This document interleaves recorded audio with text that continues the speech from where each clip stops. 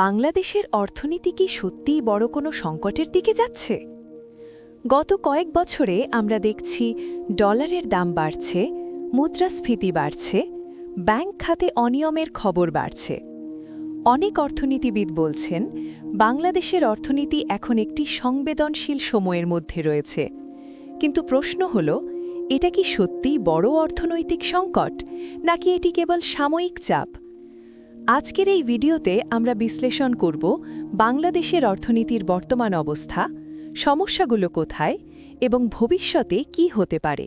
ডলারের সংকট।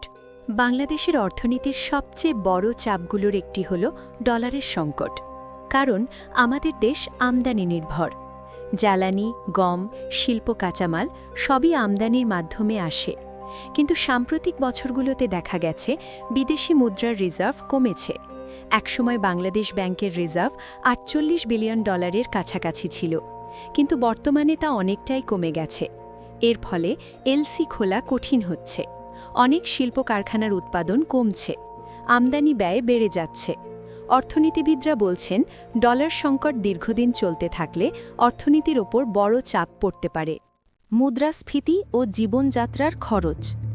বাংলাদেশে আরেকটি বড় সমস্যা হল মুদ্রাস্ফীতি। গত কয়েক বছরে খাদ্যদ্রব্যের দাম অনেক বেড়ে গেছে। চাল, ডাল, তেল, সবজি প্রায় সব কিছুর দাম বাড়ছে। এর ফলে সবচেয়ে বেশি চাপ পড়ছে মধ্যবিত্ত ও নিম্ন আয়ের মানুষের ওপর। অনেক পরিবার এখন বলছে আগের আয়ে সংসার চালানো কঠিন হয়ে যাচ্ছে। মুদ্রাস্ফীতি যদি দীর্ঘদিন বেশি থাকে তাহলে অর্থনীতিতে সামাজিক চাপও বাড়তে পারে। ব্যাংকিং খাতের সমস্যা। বাংলাদেশের অর্থনীতির আরেকটি গুরুত্বপূর্ণ খাত হল ব্যাংকিং সিস্টেম। কিন্তু এখানে দীর্ঘদিন ধরে কিছু সমস্যা দেখা যাচ্ছে। বিশেষ করে খেলাপি ঋণ, অনিয়ম ও দুর্নীতি, দুর্বল ব্যাংক ব্যবস্থাপনা। কিছু ব্যাংকের আর্থিক অবস্থাও দুর্বল হয়ে পড়েছে। অর্থনীতিবিদদের মতে যদি ব্যাংকিং খাত শক্তিশালী না হয় তাহলে বিনিয়োগ কমে যেতে পারে, আর বিনিয়োগ কমে গেলে অর্থনৈতিক প্রবৃদ্ধিও কমে যায়। তবুও কি সবকিছু নেতিবাচক? তবে শুধু নেতিবাচক দিক দেখলে পুরো চিত্র বোঝা যাবে না। বাংলাদেশের অর্থনীতির কিছু শক্তিশালী দিকও রয়েছে, যেমন তৈরি পোশাক শিল্প, প্রবাসী আয়, বড় অবকাঠামো প্রকল্প। বিশেষ করে রেমিটান্স এখনও বাংলাদেশের জন্য বড় শক্তি। প্রবাসী বাংলাদেশিরা প্রতি বছর বিলিয়ন বিলিয়ন ডলার দেশে পাঠাচ্ছেন। এছাড়া পদ্মা সেতু, মেট্রো রেল, এক্সপ্রেসওয়ের মতো অবকাঠামো উন্নয়ন ভবিষ্যতে অর্থনীতিকে শক্তিশালী করতে পারে। বৈশ্বিক প্রভাব। বাংলাদেশের অর্থনীতি শুধু দেশের ভেতরের কারণে নয়, বিশ্ব পরিস্থিতির কারণেও প্রভাবিত হয়।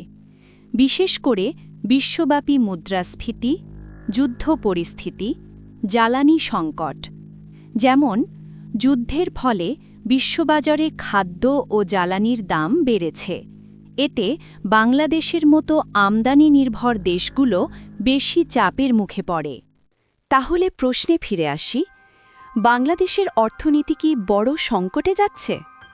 বিশ্লেষকদের মতে বাংলাদেশ এখন চ্যালেঞ্জের মুখে আছে, কিন্তু এটাকে এখনই বড় অর্থনৈতিক ধস বলা যাবে না। তবে সতর্ক না হলে ভবিষ্যতে পরিস্থিতি কঠিন হতে পারে। অর্থনীতিকে শক্তিশালী করতে দরকার সুশাসন, শক্তিশালী ব্যাংকিং ব্যবস্থা, রপ্তানি বৃদ্ধি এবং সঠিক অর্থনৈতিক নীতি। বাংলাদেশ অতীতেও অনেক সংকট মোকাবিলা করেছে। এবারও সেই সক্ষমতা দেখাতে পারবে কিনা তা নির্ভর করছে ভবিষ্যতের নীতি নির্ধারণের উপর। আপনার কি মনে হয় বাংলাদেশের অর্থনীতি সত্যিই বড় সংকটে যাচ্ছে, নাকি এটি সাময়িক সমস্যা? আপনার মতামত কমেন্টে লিখে জানান। ভিডিওটি ভালো লাগলে লাইক, শেয়ার এবং সাবস্ক্রাইব করুন বাংলা নিউজ ডিকোড। আমরা আবার ফিরে আসব নতুন বিশ্লেষণ নিয়ে। ধন্যবাদ।